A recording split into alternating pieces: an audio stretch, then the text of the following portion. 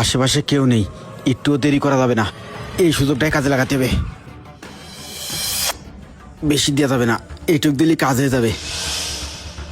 আশেপাশে তো কেউ নেই, আবার না কেউ নেই, এইটুকু হলেই হচ্ছে। এইবার এই সুযোগে পুশ করে দিই।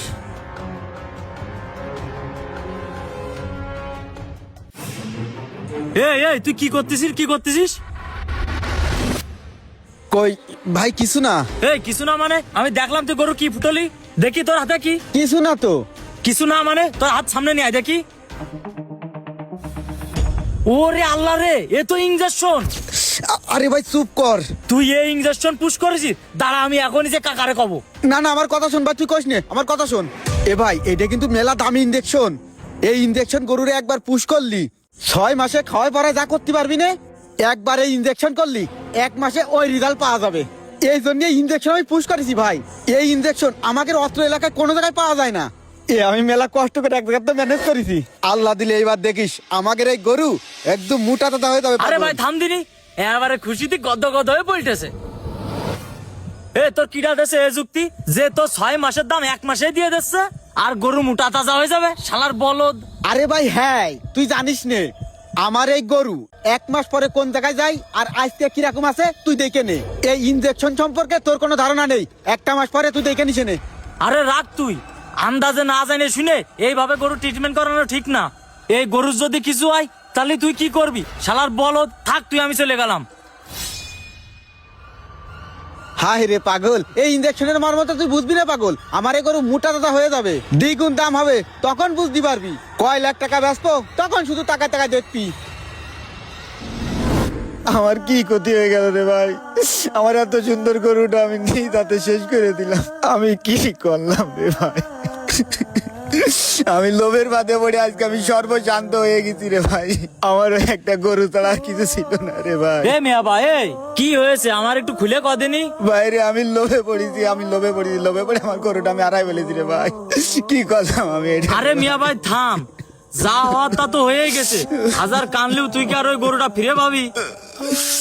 আচ্ছা, তোর ওই গরুর ইঞ্জেকশন মারার বুদ্ধিটা কিটা দিল আমার একটু কদিনই। কেউ আমারে বুদ্ধি দিনি রে ভাই, আমি নিজের বুদ্ধিতে নিজে শেষ হয়ে গেছি রে ভাই। আমার মতো এরকম কাজ জানার কেউ না করে, আমি কি করলাম? তুই কার বুদ্ধিতে এই করলি আমার একটু খুলে ক। কি হয়েছে তালি তুই শোন ভাই, কি হয়েছে? আরে পাগল, এই পর্যন্ত আমার পরামর্শ অনুযায়ী যারা গরু ট্রিটমেন্ট নেছে তারাই লাভবান হয়েছে। এগেরে কই একটা বোঝে আর একটা, তাহলে এগের গরুর স্বাস্থ্য শরীর হবে কি করে? তাহলে এখন আমি কি করতে পারি ভাই? আমারে গরুটা 2 বছর ধরে খাওয়াচ্ছি, গরুর গায়ে লাগে না। আরে লাগবে কি করে? তুই কি আজ পর্যন্ত আমার কাছ থেকে কোনো পরামর্শ নিছিস? তুই গরুরে খাওয়াস কি পল, ভুসি, ঘাস, আরে এইগুলো খাওয়ালে কি গরুর গায়ে লাগে? তাই কোসে আমার পরামর্শ অনুযায়ী ট্রিটমেন্ট নে, দেখবি প্রমাণ পেয়ে যাবি। তুই 6 মাসে যেই দাম পাসনি গরুর, দেখবি 15 দিনে সেই দাম পেয়ে যাবি। ভাইরে, তাহলে তুই আমার একটা পরামর্শ দে না, আমার গরুটা কোন ভিটামিন খাওয়ালে গায়ে লাগবে? আরে এই ভিটামিনটা তো খাওয়ানো লাগবে না, এই ভিটামিনটা ইনজেকশনের মাধ্যমে গরু গায়ে পুশ করতে হবে। কি কইস? আমি তাহলে তাই করব, তুই আমারে দে। এই যে এই শিশিটা দেখতেছিস না, এইটাই হচ্ছে ভিটামিন, এইটাই গরু গায়ে পুশ করতে হবে, তাহলে গরুর কাজ হবে। ভাইরে, তুই এই ভিটামিনটা আমারে দে, আমি আমার গরুর গায়ে পুশ করি। দে ভাই। না রে ভাই, এটা বাইরেতে নিয়ে আইছি, 1 পিসই আছে, আমাদের অত্র অঞ্চলে পাওয়া যায় না। তুই ছাড় দিনি ভাই, আমি তোর দিতে পারবো। আমি আমার গরুর গায়ে পুশ করি, দে ভাই। আচ্ছা নে রাখ, কিন্তু সাবধান, তুই আমার ভাই মানুষ, এই জন্য তোর আমি দিচ্ছি। এই ভিটামিনটা কিন্তু অত্র অঞ্চলে পাওয়া যায় না। আচ্ছা শোন, ইনজেকশনের মাধ্যমে মাসে 1 বার পুশ করবি, 2 বার যেন পুশ করবি না, বুঝতে পারছিস তো? আচ্ছা ভাই। থাক, আমি চলে গেলাম। যাক, এইবার আমার গরু মোটা ঠেকায় কিটা। গোয়ালেতে গরুটা বের করে গোসল করায় আজকে ইনজেকশনটা পুশ দেব। গরু মোটা নাই কনে যায় দেখি। ওরে পাগল, গরু তো আমারটাই মোটা করবো, যেইভাবে হোক এই ওষুধটা আমার নিয়ে যাওয়াই লাগবে। ওষুধটাই জায়গা থাক, আগে যে গরুটা গোয়ালেতে বের করি। আগে দেখে নি চলে গেছে কিনা।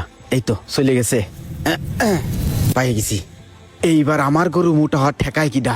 কেউ তো আবার দেখিনি তো না, কেউ দেখিনি। কেউ দেখার আগে এই জায়গাতে চলে যেতে হবে। তালি এই ঘটনা, কালকে তুই যখন গরুর ইঞ্জেকশন করলি আমি তোর কাছে বারবার জিজ্ঞেস করলাম এটা কিসের ইঞ্জেকশন, এটা কি করলি? তুই আমারে কিছু করলি নে। তুই করলি কি 1 মাস পরে রেজাল্ট পাওয়া যাবে, কিন্তু একদিন পরে যে এই রেজাল্ট পাওয়া যাবে এটা আসলে আমি কখনো ভাবতে পারিনি। বাইরে সত্যি কথা হইলো আমি মেলা লোভ করে ফেলাইলাম। আমি বুঝতে পারিনি যে আমার গরুটা এইভাবে চলে যাবে। আমি লোভের পাতে পড়ে এই কাজটা করেছি ভাই। ওরা যখন কয়েছে যে এই ভিটামিনটা ইনজেকশন দিয়ে পুশ করলি 6 মাসে যে রেজাল্ট পাওয়া যাবে না, 1 মাসে ওই রেজাল্ট পাওয়া যাবে, আমি ওই লোভে পড়ে এই কাজটা করেছি রে ভাই। আমি লোভে পড়ে আজকে দিদি সব শেষ করে দিছি রে ভাই। লোভের ফলাফল কোনোদিন ভালো হয় না, আমি তার প্রমাণ পাইছি রে ভাই। ওই বাস্তুরটা পুষে আমি এত বড় করেছি, আজকে লোভের বাদে পড়ে আমি কি করলাম ভাই। আমি শেষ করে দিছি আমার গরুটা ভাই। আমি বুঝতে পারিনি যে এরকম হবে। আমি কি করলাম রে ভাই। এ ভাই শোন, যা হওয়ার তা তো হয়েই গেছে, আর কান্নাকাটি করিস নে। ওঠ ভাই ওঠ, বাড়ির দিকে চল। লোভ মারাত্মক একটি ব্যাধি। ভুলে যাবেন না, আপনার যেটা আছে সেইটা নিয়েই সন্তুষ্ট থাকবেন। কখনোই অন্যের জিনিসের প্রতি লোভ করবেন না। অন্যের জিনিসের প্রতি লোভ করলে আপনার যেটা আছে সেটাও হারাতে হবে। সকল প্রকার লোভ থেকে নিজেদেরকে বিরত রাখুন। আমার আল্লাহ পাক লোভী ব্যক্তিকে পছন্দ করেন না। অনুরোধ রইল পেজটি ফলো করে ভিডিওটা শেয়ার করে দিবেন। ধন্যবাদ।